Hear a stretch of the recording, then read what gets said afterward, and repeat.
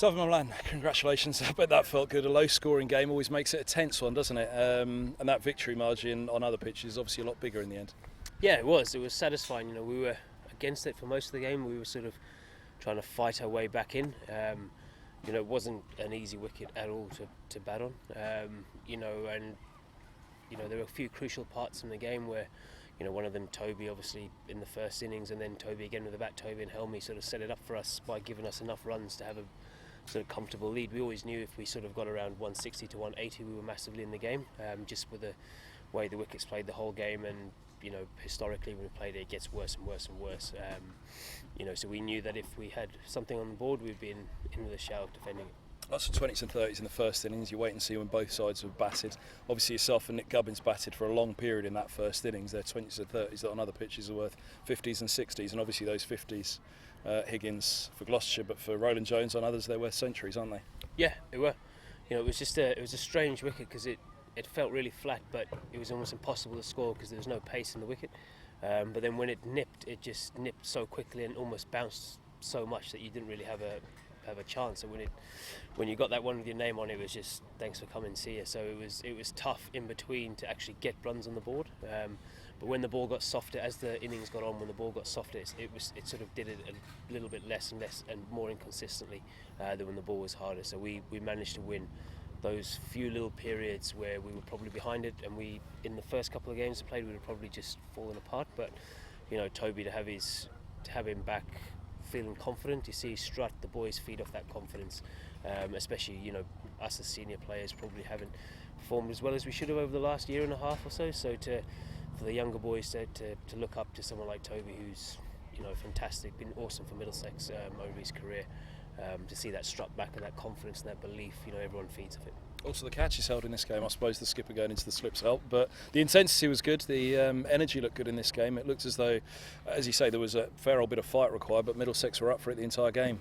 Yeah, if you hold your catches, it does help. You know, everyone tries, we will drop them, that's part and parcel of the game, but luckily, you know, same with Worcester, it all stuck at Worcester, it's stuck here. The other games we let ourselves down in the field, but you know, we're working our socks off at it.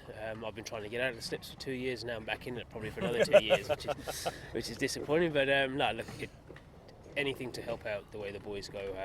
You know, as I said, we all drop them. Everyone makes mistakes, but you know, the good thing is that we played the way we want to play at Worcester. We played the way we want to play here, and we've come away with 2 comfortable wins. And I think that's the challenge for us, is that in between we have to be playing to our best. You mentioned our energy and the way we sort of went about things. You know, that's a non-negotiable. Whether we bowl well, bat well, that shouldn't change, and we've been poor as a squad with that. It's something that Stuart and Nick Pothers have addressed continuously throughout the season. You know, as a team we had a little chat beforehand about what we want to do.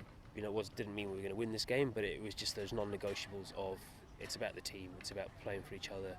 Just because we've had a bad year and a half doesn't mean we worry about our own scores and we stand in the field and we worry about our own things. It's about giving, always giving, and eventually things will turn around. I was going to ask, is that a frailty of the last couple of years really that has hung over into this year? Because you've got the new coach, you've talked about the new coaches coming in, just trying to change things. And obviously in the One Day Cup there was a fair old turnaround, wasn't there? In the Championship, perhaps it's a little bit more the top 3 inches that the coach is having to work on to turn around, and that's not as easy, especially after a couple of years where there isn't the number of wins that the team would have liked.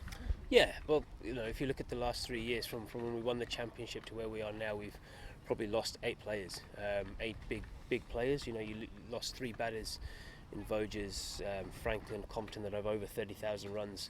So to replace them with young guys coming through is, you know, it's tough. So there's going to be times when they're going to make mistakes. There's going to be times when, if us the senior players don't stand up, it sort of leaves them a bit short, and we let them down a little bit. So you know, it's that balance of trying to get everything right, and it's, you know, we are in a rebuilding stage. Let's be honest. We want to win. We want to go up. So as players, but ultimately we need to be honest with where we are. We're playing 3 or 4 young guys who are trying to find their feet in county cricket. And as I said, when the senior players don't perform, it highlights how young and inexperienced they are.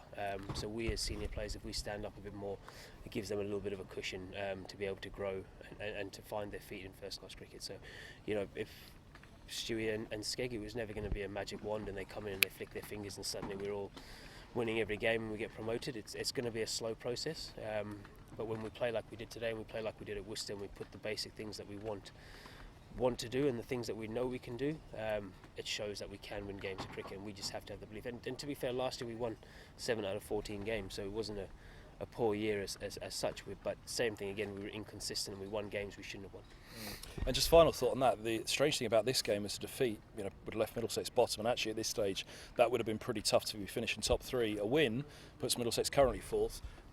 Probably tomorrow even you'll be 15 points off 3rd spot and 36 or so off top with 5 games to play, and I think as it stands you'll probably be playing every single one of the teams above you for the remainder of the season. It's all in Middlesex's hand. 2 home games, 3 tough away games, but one challenges, I know yourself in particular, your relish in a Cardiff first up. Yeah, definitely. We have looked at, we know we've been at the bottom, we know it's been disappointing from that point of view, but we do know that we have the opportunity to win 2 or 3 games and put pressure on the teams at the top. The way this season's gone, there's been a lot of draws. People haven't got away with each other as in previous years. In previous years you had to win 8, 9, 10 games to get promoted, whereas it's looking like if you can win 5, maybe 6 games, you're up in the shout, which means the teams that play consistent cricket throughout the year will get promoted, which is our challenge, is to start being more consistent with the way we play.